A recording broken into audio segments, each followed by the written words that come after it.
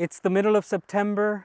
We've exhausted almost every crop that we've had on the garden, from cucumbers to radish to potatoes.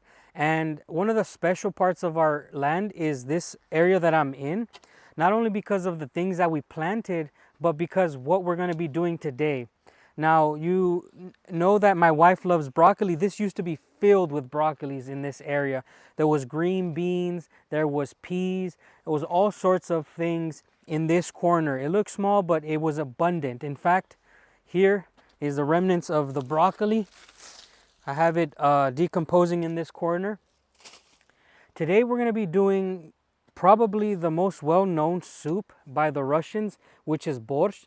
We're going to be doing that using the ingredients that I planted in this little box, this little garden box that we built. And we're going to be taking it out of the ground. We're going to be taking it home and making borscht. And we're going to be talking about why I think it's so important for you guys to, no matter where you live, to plant your own food. There is carrots that I planted, there's beets and potatoes, and I have carrots here. I think we only need about 1 or 2 carrots, so hopefully 1 or 2 are ready to go.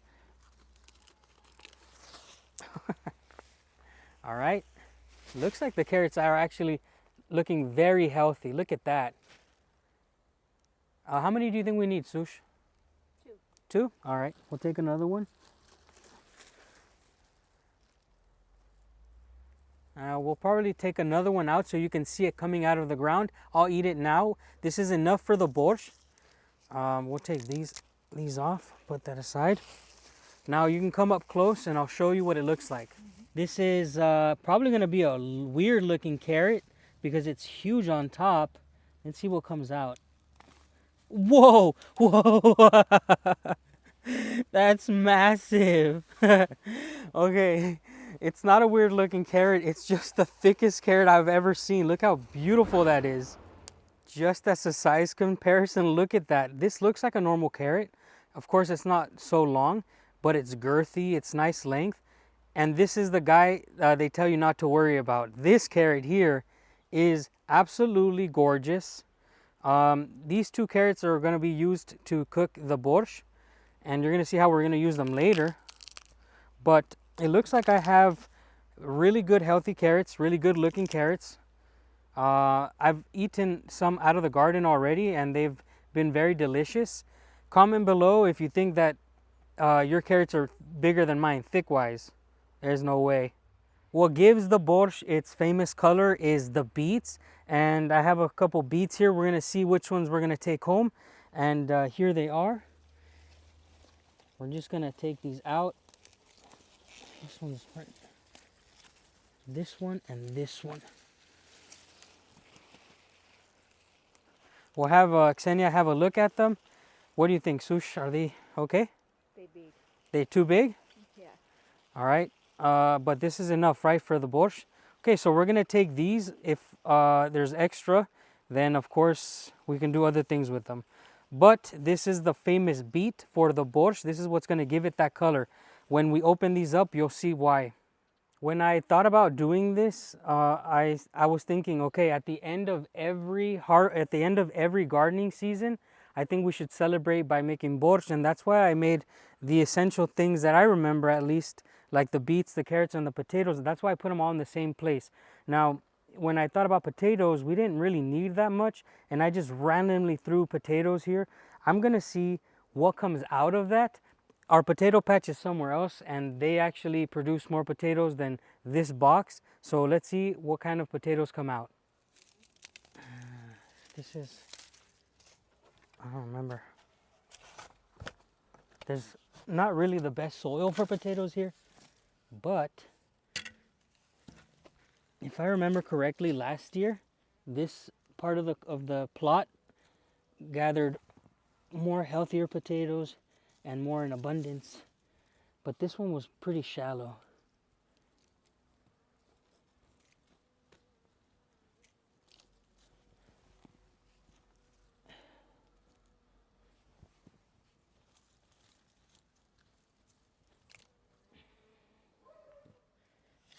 I see another one over here on this side. Let me see what I get out of this. What kind of potatoes are there?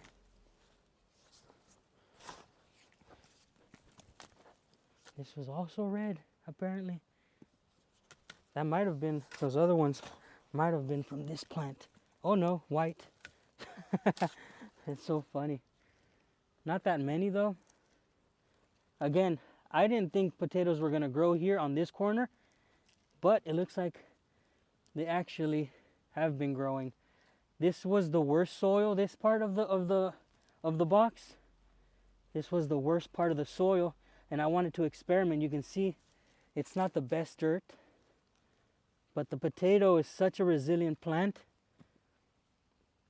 that it will grow almost anywhere.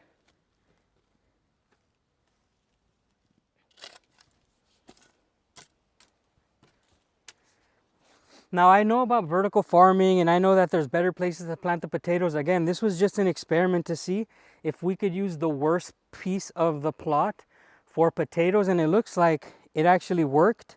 I'm gonna have to get potatoes from the main source, but I'm actually surprised that we had even this much. It actually turns out that my wife said that's enough potatoes, but I got interested in what the heck the size of a beet was, and look at that.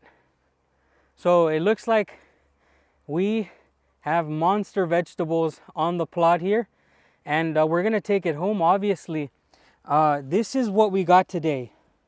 Okay, this is the potatoes all from the garden, all from one little corner. We have the carrots and the beets. This was homegrown. We didn't use any fertilizer. It just, in fact, the majority of the rain for this, the potatoes grew only on rain from the skies. I watered the beets maybe 4 times, and the carrots also grew only with rainwater. So this is 100% natural. This is nothing to do with fertilizers or weed killers, chemicals, nothing. This is all naturally. The seed was thrown on the ground and the rain took care of the rest. And yes, this is corn here. I experimented. There was not enough water, and you do actually it's better to fertilize corn with manure, and I didn't have it, and we don't have water yet on the plot. So this is rain grown corn, all natural, no fertilizer, not even watered. This is all water from the skies, which is absolutely incredible. If you know corn, you know it needs a lot of water, and it does help to fertilize it. This was an experiment. I said, you know what, I'll try to grow some corn out here in Siberia, and it looks like I'm gonna eat 1 or 2 corn.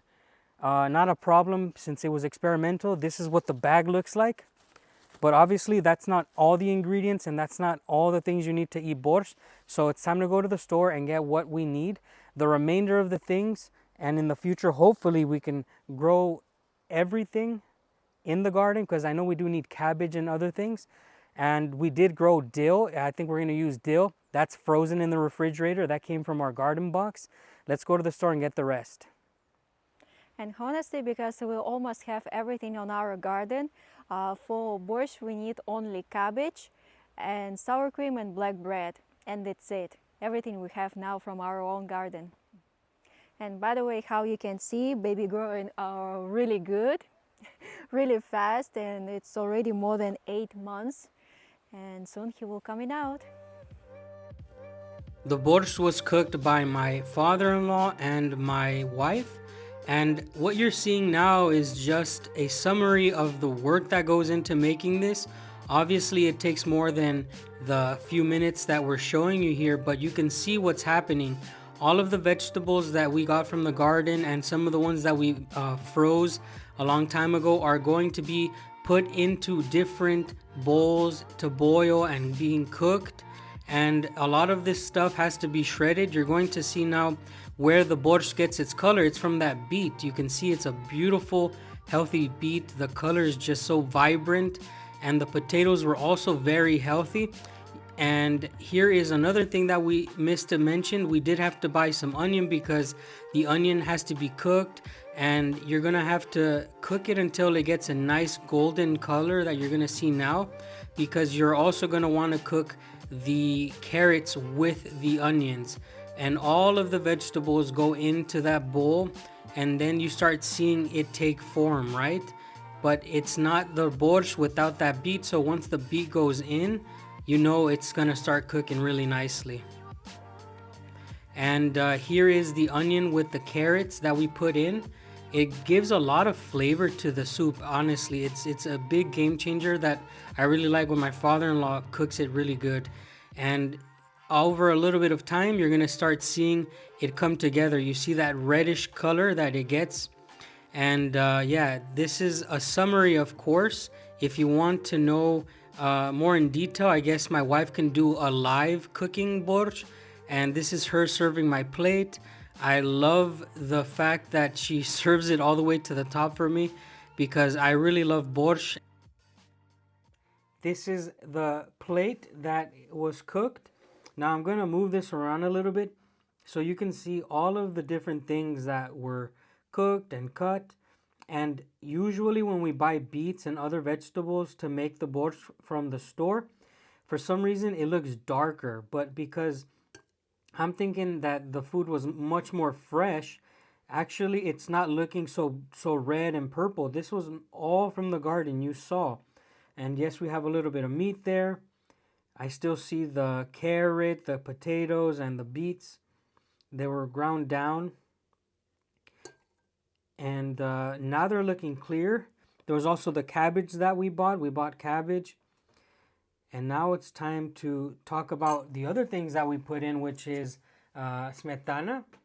This is it's like sour cream. It's just a cream that you put. Russians will often put this cream. They'll put it, and you can eat it with or without, but the Russians usually say to put it. I will put a small amount of sour cream there, and when you mix it, it will get a pink color, obviously because of the white, and it changes color. I'm not gonna put anything else, okay? This is all that I'm gonna be doing. But I also have to mention that because of this plate, it's a special plate. The Russians like to use black bread for it. Any variant of black bread will taste very delicious with it. I've eaten it with white bread and it's not the same. If you get a darker bread, it gives it a really good flavor. And I want to say thank you to my wife and my father-in-law who made it. Now it's time to test it. Okay.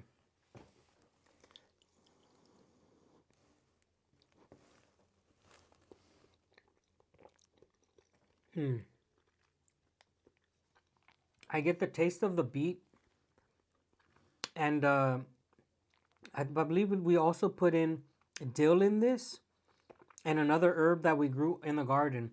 So the seasoning was all grown in the garden.